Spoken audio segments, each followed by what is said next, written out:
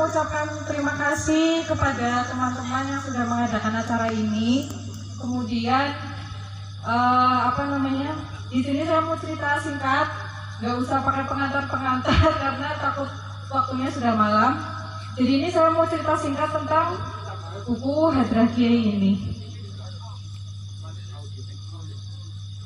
Sebetulnya buku Hadrah Kiai ini berisi puisi-puisi yang ditulis dari tahun 2006 dan dikumpulkan sampai terbit pertama kali itu tahun 2014. Sebetulnya naskah dari buku kumpulan ulama ini tuh ada lebih dari yang ada di buku ini, cuman karena rencananya itu memang dibuat terjilid, jadi buku puisinya itu dibuat terjilid. Jadi ini buku puisi tentang ulama-ulama Indonesia yang sebetulnya belum selesai karena rencananya itu masih akan dilanjutkan dengan kisah ulama-ulama perempuan dan lain sebagainya. Kalau tadi Gus Serong itu cerita katanya pertama kali membaca puisi itu sebetulnya begini ya, kan kalau orang pesantren itu selama hidupnya itu akrab dengan yang namanya syair, nadom dan lain sebagainya. Jadi sebetulnya Gus Serong itu setiap hari itu membaca puisi sebetulnya. Cuman karena bentuknya itu tidak dalam bahasa Indonesia yang seperti kita ini kan menganggapnya yang namanya puisi itu pasti harus dalam bahasa Indonesia atau bahasa yang lain. Jadi kalau yang bahasa Arab itu mungkin nggak dianggap puisi. Padahal kalau dalam tradisi pesantren itu hal yang sangat niscaya itu setiap hari orang itu membaca puisi. Jadi dari syair, nadom dan lain sebagainya itu kan puisi. Dan ini pernah diceritakan oleh penulis Hadrah Kiai ini bahwa latar belakang dari lahirnya puisi-puisi Raidu ini kan awalnya karena dia itu santri dari pesantren yang memang setiap hari itu bergelut dengan puisi, dengan syair itu, dengan nadom, dengan kitab-kitab yang isinya itu syair. Jadi kalau Gus Heron bilang itu adalah kali pertama Gus Heron baca puisi, mungkin karena Gus Heron nggak menyadari bahwa dia setiap hari itu membaca puisi gitu. Dan mungkin itu juga disadari oleh teman-teman santri yang lain yang sebetulnya setiap hari itu kayak misalnya membaca tradisi berjanji atau manakib itu kan sebetulnya itu puisi juga. Cuman mungkin tidak disadari. Nah, Hadrah Kiai ini berangkat dari kegelisahan bahwa anak muda sekarang itu banyak yang tidak mengenal dengan ulama-ulamanya sendiri. Jadi mungkin buat teman-teman generasi muda yang usianya itu di bawah saya, mungkin banyak yang tidak mengenal tokoh-tokoh yang diceritakan di sini. Misalnya di sini ada Kiai Senori atau siapa lagi? Kiai Senori, Kiai Syarkowi misalnya, itu mungkin bagi anak-anak muda zaman sekarang itu namanya asing karena memang tidak akrab. Biasanya anak muda zaman sekarang itu kan kenalnya paling cuma Mbah Hashim, Mbah Wahab, Gus Dur gitu kan, atau Mbah Mun atau Mbah Mus yang sekarang masih sugeng. Itu biasanya yang kenal itu yang sekarang itu sering dibicarakan oleh banyak orang. Tetapi untuk banyak sekali kiai di sini yang saya yakin itu banyak yang tidak familiar bagi kita, sehingga itulah yang membuat kenapa buku ini saya rasa penting untuk dibaca supaya kita juga mengenal ulama-ulama Nusantara yang berkiprah di daerahnya masing-masing tapi tidak pernah kita kenal. Kemudian selain itu ini juga karena Raidu ini kan juga santri ya, dia itu menulis ini dengan ketaziman seorang santri. Jadi kalau teman-teman membaca puisi-puisinya itu menyadari bahwa puisi-puisi ini menunjukkan ketazimannya terhadap ulama-ulama yang dituliskan. Sepanjang pengetahuan saya, hampir semua ulama-ulama yang dituliskan dalam buku ini itu punya ketersinggungan secara personal terhadap penulisnya. Jadi Misalnya yang sangat terasa ini di sini ada beberapa guru-gurunya yang dituliskan seperti ulama-ulama dari Sarang Rembang, tempat saya dulu mondok di sana. Kemudian Kiai Syarqawi, pendiri Pondok Pesantren An-Nuqoyah Gulu Sumeneb, itu juga diceritakan. Kemudian kakeknya sendiri Kiai Ahmad Jazuli Tohirudin juga diceritakan di sini.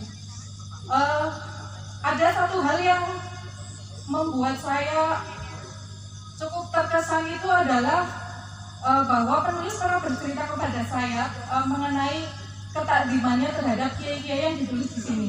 Jadi ini cerita ya, Kiai Ahmad Jazuli Tohirudin itu kakeknya Reidu itu menikah dengan Nyai Siti Maryam yang merupakan keturunan dari Kiai Syarqawi, pendiri pesantren An-Nuqoyah. Tetapi Kiai Jazuli itu mewasiatkan kepada keluarganya, kepada anak-anaknya untuk tidak menganggap keluarga Kiai Syarqawi itu sebagai keluarga, tetapi sebagai guru. Karena katanya kalau menganggap keluarga mereka sebagai saudara, sebagai keluarga, itu mungkin bisa hilang keguruannya. Tetapi kalau memperlakukan keluarga besar Kiai Syarqawi sebagai guru, itu kefamiliannya juga tidak akan hilang. Jadi itulah yang ditiru oleh Reidu ketika dia menulis puisi-puisi tentang ulama. Jadi dia mendahulukan ketakdimannya daripada persoalan kefamilian atau hubungan darah. Jadi dia mendahulukan hormat dan takdim kepada gurunya lebih dulu daripada menganggap sebagai keluarga. Nah, di sini juga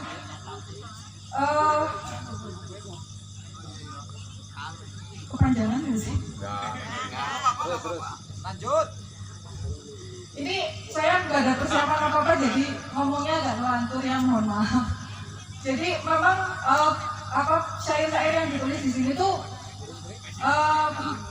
tokoh-tokoh yang memang punya hubungan secara kedekatan secara personal dengan penulis. Dan selain ditulis untuk, kan ini judulnya Hadrah ya, Hadrah Kiai. Beberapa orang itu menafsirkan hadrah di sini itu sebagai hadrah kesenian hadrah Kiai, pertembang, kesenian tembang itu, karena kebetulan juga kakek suami saya itu memang penulis syair-syair hadrah juga. Jadi banyak sekali kitab-kitabnya, selain kitab-kitab seperti beliau juga mengarang kitab fikih seperti Thoriqul Jannah atau kitab-kitab nahwu, sorok dan lain sebagainya. Beliau juga mengarang kitab-kitab syair hadrah, dan mungkin suami saya mewarisi itu dari kakeknya. Kemudian yang kedua, hadrah di sini itu juga bisa berarti menghadirkan. Kan kalau kita tawasul itu kan ila hadrati gitu kan. Nah mungkin buku ini tuh berusaha untuk menghadirkan ulama-ulama yang mungkin banyak dilupakan oleh generasi muda zaman sekarang, itu dihadirkan kembali ke tengah kita. Tujuannya supaya apa? Supaya kita teladani. Karena zaman sekarang ini kan akses ke media sosial itu sudah sangat masif ya. Orang mau nyari apa aja itu ada di media sosial. Kalau misalnya orang yang mohon maaf malas atau apa untuk datang ke ngaji ke pesantren atau apa, kan bisa ngaji lewat YouTube, lewat apa dan lain sebagainya. Sehingga itu dikhawatirkan membuat orang-orang itu tidak mengenal dengan ulama-ulama yang terdahulu gitu loh. Nah, buku Hadrahnya ini berusaha untuk menghadirkan ulama-ulama itu untuk kita teladani. Jadi kita itu punya loh contoh ulama-ulama besar yang pernah berperan dalam peradaban Islam di Nusantara yang mungkin tidak dikenal oleh anak-anak zaman sekarang. Nah, buku puisi ini tuh berusaha menghadirkan itu, menghadirkan ulama-ulama itu ke sekitar kita supaya kita bisa mengambil pelajaran. Jadi sebetulnya teladan-teladan tentang ulama-ulama itu kan ada di sekitar kita, dekat dengan kita. Jadi sebelum kita mencari teladan yang jauh-jauh, ya kita punya juga loh ulama-ulama yang seperti ini. Nah rencananya buku ini akan ada sambungannya sebetulnya, dan mungkin masih digodok ya, karena ini proses menulis buku yang sederhana ini pun membutuhkan waktu bertahun-tahun, dari tahun 2006 sampai tahun 2014. Jadi mohon doanya, semoga nanti kalau ini jadi ada kelanjutannya, misalnya hadrah nyai atau apa, itu bisa hadir di tengah-tengah kita dengan waktu yang tidak terlalu lama. Mungkin itu saja, mohon maaf kalau ceritanya ini melantur kemana-mana, dan sekaligus saya mau minta izin pamit terlebih dahulu. Bukan saya tidak mengapresiasi teman-teman yang membaca puisi setelah ini, tapi kebetulan saya sedang ada deadline tugas kuliah dan harus selesai nanti malam sebelum jam 12. Ya, segitu aja.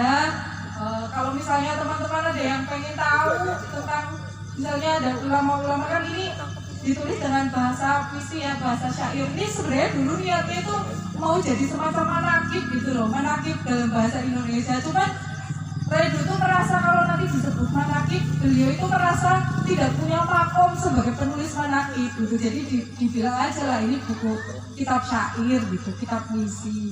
Soalnya kalau mau bilang manakib itu nggak pantas gitu, karena penulis manakib itu kan ulama-ulama besar gitu. Sedangkan Redu ini kan ya santri yang mengharap barokahnya kiai-kiai yang ditulis lewat buku ini.